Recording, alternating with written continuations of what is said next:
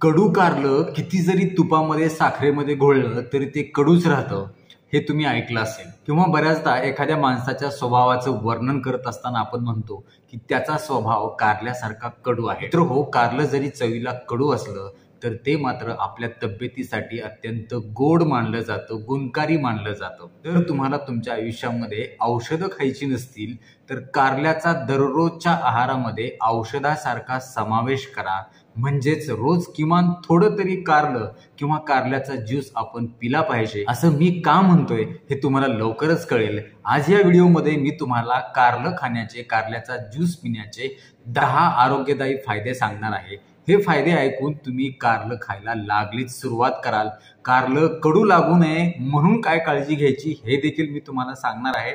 चला तर मग पाहूया। त्याआधी छोटीशी विनंती असेल, जर हेल्थ मराठी डॉक्टर हुकिरे यसवी हे चॅनल तुम्ही आजपर्यंत सबस्क्राईब केलं नसेल तर आता लगेच बाजूचं बेल आयकॉनचं बटन दाबून चॅनल सबस्क्राईब करा, जेणेकरून आरोग्यविषयक अत्यंत महत्त्वपूर्ण, अभ्यासपूर्ण आणि शास्त्रीय व्हिडिओज तुम्हाला सहज पाहता येतील, तेही अगदी मोफत। कारण सबस्क्राईब करायला पैसे लागत नाही। कारल्याचा सगळ्यात पहिला आणि महत्त्वाचा फायदा तो म्हणजे डायबिटीसच्या रुग्णांसाठी ज्यांची शुगर नेहमी अनियंत्रित असे, वाढलेली असते, आणि जर ही वाढलेली शुगर आपल्याला नियंत्रित करता आली नाही तर त्याचे आपल्या शरीरावर वेगवेगळ्या अवयवांच्या वरती विपरीत परिणाम होऊ शकतात, ज्यामुळे कॉम्प्लिकेशन होऊन आपण जास्त आजारी पडू शकतो। त्यामुळे जर तुम्हाला शुगर असेल तर दररोज तुम्ही कारल्याचा रस पिला किंवा कारलं आहारामधून घेतलं, भाजी करून खाल्लं तर तुम्हाला फायदा होईल। कारल्यामध्ये खास करून पॉलिपेप्टाइड बी, चॅरॅन्टिन आणि विन्साइन हे अत्यंत महत्त्वाचे घटक असतात, जे आपल्या शरीरामध्ये इन्सुलिन सारखं काम करतात। म्हणजे जसं इन्सुलिन जे स्वादुपिंडामधून स्त्रावतं आणि आपल्या रक्तातील साखर नियंत्रित ठेवण्यासाठी मदत करतं,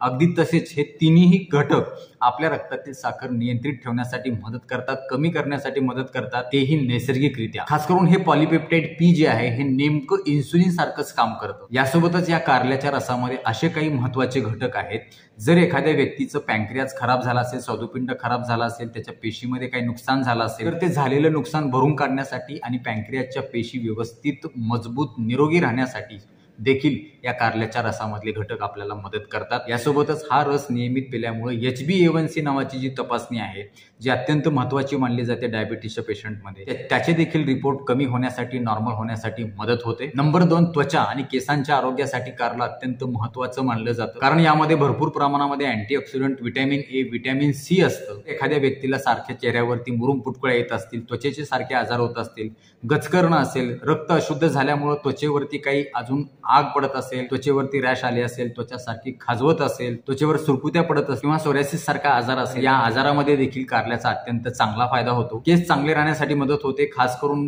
कोंडा होण्यापासून बचाव होतो, केस गळतीपासून बचाव होतो। सगळ्यात महत्त्वाचं, जर तुमच्या केसांना तोंड फुटत असतील खाली, ज्याला आपण स्प्लिट हेअर्स असं म्हणतो, किंवा फाटे फुटणे, याच्यापासून देखील बचाव होतो। नंबर 3, याच्यामध्ये भरपूर प्रमाणामध्ये फायबर असतं आणि हे फायबर आपल्या आतड्याच्या हालचाली चांगल्या होण्यासाठी मदत करतं, पचनशक्ती चांगली सुधारते, पोटाचा कोटा नियमितपणे, नैसर्गिकपणे तंबाखू न खाता दररोज साफ होण्यासाठी मदत होते आणि याच फायबरमुळे आतड्याचा, खास करून मोठ्या आतड्याचा कॅन्सर होण्यापासून देखील बचाव होतो। नंबर 4, लिव्हरमध्ये जमा झालेले विषारी घटक बाहेर काढण्यासाठी कारलं अत्यंत चांगलं मानलं जातं। यासोबतच लिव्हरमध्ये तयार होणारे एन्झाईम देखील चांगल्या प्रकारे स्त्रावले जातात, त्याच्यामुळे लिव्हरची कार्यक्षमता वाढते, त्याच्यामुळे खाल्लेल्या अन्नाचं चयापचय देखील चांगल्या प्रकारे होण्यासाठी मदत होते। दारूमुळे जर तुमचं लिव्हर खराब झालं असेल, दारूमुळे लिव्हरमध्ये चरबी जमा झाली असेल तर ती देखील बाहेर काढून टाकण्यासाठी मदत करते। यासोबतच आतड्यांच्यासाठी, पित्ताशयासाठी आणि मूत्राशयासाठी देखील कारलं अत्यंत वरदान मानलं जातं। नंबर 5, कारल्याचा आहारामध्ये नियमित समावेश केल्यामुळे कॅन्सर सारख्या आजारापासून आपला बचाव होतो, कारण यामध्ये भरपूर प्रमाणामध्ये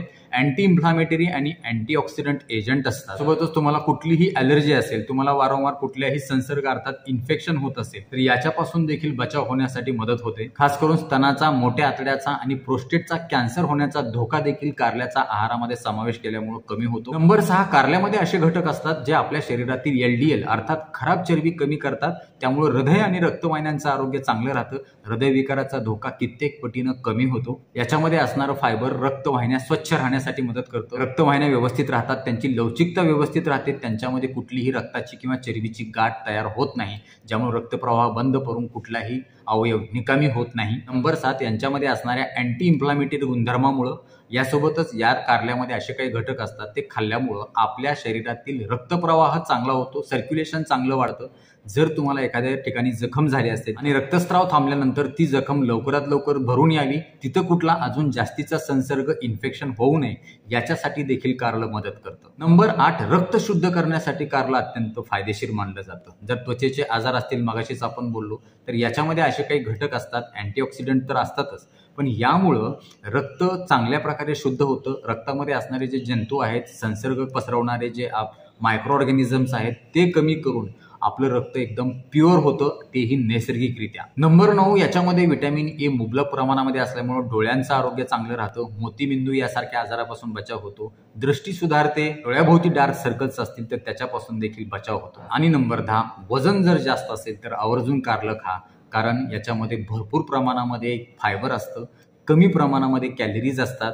हे खाल्ल्यामुळं आपली चयापचय अर्थात बेसल मेटाबॉलिक रेट खूप मोठ्या प्रमाणामध्ये वाढतो, त्यामुळं शरीर चांगल्या प्रकारे कॅलरीज बर्न करतं. रक्तामध्ये अतिरिक्त चरबी जमा होण्यापासून देखील बचाव होतो. अतिरिक्त चरबी खास करून LDL कमी होण्यासाठी मदत होते. या सगळ्यांचा परिणाम म्हणून आपलं वजन नियंत्रित राहणे, आपल्याला लठ्ठपणा यासारख्या आजाराचं माहेरघर असणाऱ्या महत्वाच्या आजारापासून बचाव होतो. मात्र हे सगळं करत असताना एक महत्वाची गोष्ट लक्षात ठेवा की कुठल्याही गोष्टीचा अतिरेक करू नका. जास्तीचा ज्यूस प्रमाणापेक्षा जास्त पिऊ नका, जास्तीचं कारलं खाऊ नका. कारल्याचा ज्यूस किंवा कारलं खात असताना ते प्रमाणातच खावं. अजून एक महत्वाची गोष्ट, डायबिटीसच्या पेशंटसाठी बरेच रुग्ण डायबिटीसची औषधं गोळ्या चालू असलेली बंद करतात आणि असे काही उपाय करायला पाहतात, पण असं अजिबात करू नका. असं केल्यानं तुम्हाला त्याचा धोका होऊ शकतो. तुमच्या डॉक्टरांचा आवर्जून सल्ला घ्या. तुम्हाला चालू असणारी औषधं डॉक्टरांच्या सल्ल्याशिवाय बंद करू नका. कारलं खाताना, कारल्याचा रस पिताना किती खावा किती नाही याच्यासाठी तुमच्या डॉक्टरांचा आवर्जून सल्ला घ्या. तिचं कारलं खाल्ल्यामुळे तुम्हाला पोटदुखी होऊ शकते, अपचन होऊ शकतं, पोटामध्ये अस्वस्थ वाटू शकतं, लूज मोशन अर्थात डायरिया, जुलाब लागू शकतात किंवा त्याच्या वासामुळे किंवा चवीमुळे तुम्हाला मळमळ, उलटी देखील होऊ शकते. सगळ्यात शेवटचा आणि महत्वाचा मुद्दा, कारलं करताना ते कडू होऊ नये म्हणून त्यामध्ये थोडीशी चिंच आणि गूळ आवर्जून टाका. नक्कीच तुम्हाला त्याचा फायदा होईल. तुम्ही फ्राय करून खाऊ शकता, पातळ भाजी करू शकता, त्याला मीठ लावून उकडून तुम्ही ते खाऊ शकता, वेगवेगळ्या प्रकारचे मसाले टाकून तुम्ही ते खाऊ शकता. परत एकदा जाता जाता सांगतो, जर औषधं आयुष्यभर खायची नसतील तर कारल्याचा औषध म्हणून आहारामध्ये आवर्जून समावेश करा. व्हिडिओमध्ये सांगितलेली शास्त्रीय माहिती तुम्हाला नक्कीच फायद्याची ठरेल. व्हिडिओ आवडल्यास लाईक करा, कमेंट बॉक्समध्ये आम्हाला तसं कळवा, आपल्या मित्र आणि नातेवाईकांना आवर्जून शेअर करा.